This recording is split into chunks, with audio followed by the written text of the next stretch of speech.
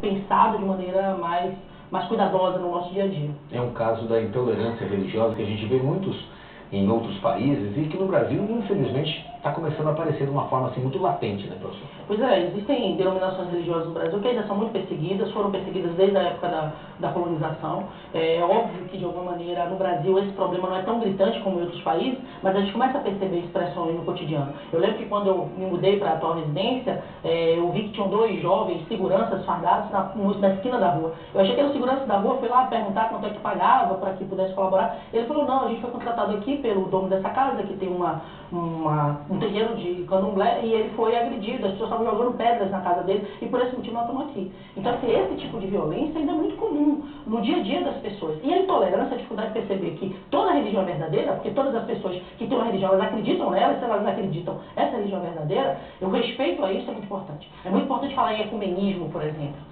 Professor, você acha que quem não tem religião alguma também consegue viver de uma forma sem problema algum, como outras pessoas que a têm? É extremamente difícil hoje em dia. Existe um preconceito, eu particularmente, que sou agnóstico, por várias vezes em sala de aula, conversando com meus alunos, as pessoas ficam tanto estupefatas com a minha posição.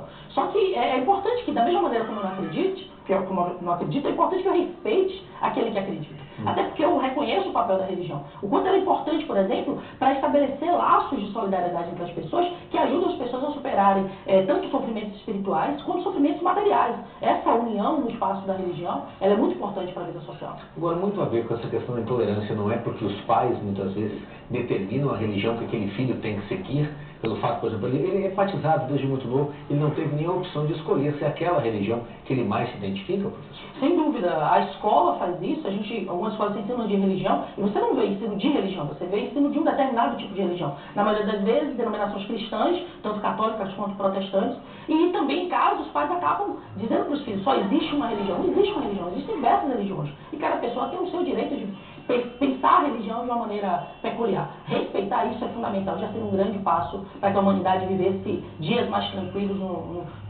diante de guerras e situações críticas como a gente vive hoje. Talvez por isso que tantas pessoas troquem de religião depois de uma certa fase da vida, ou depois de uma certa idade que chega, professor, que talvez, não se identificou com aquilo? A questão da maturidade vai permitir as pessoas refletirem melhor sobre as práticas religiosas, sobre os dogmas que estão escritos nos seus documentos.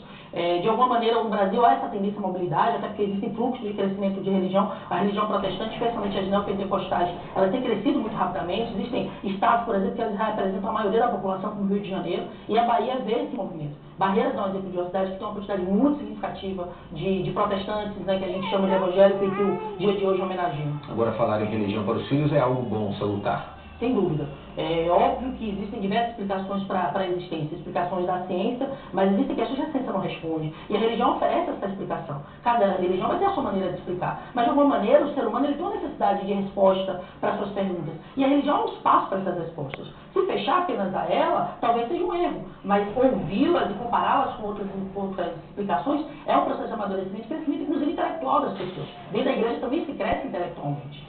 Sandro, muito obrigado pela presença. Queria te agradecer pela gentileza de ter nos atendido aí nesse feriado do Dia do Evangélico aqui em Barreiros e também lá em Luiz Eduardo. Tá? Eu que agradeço. E você vai ver agora um outro exemplo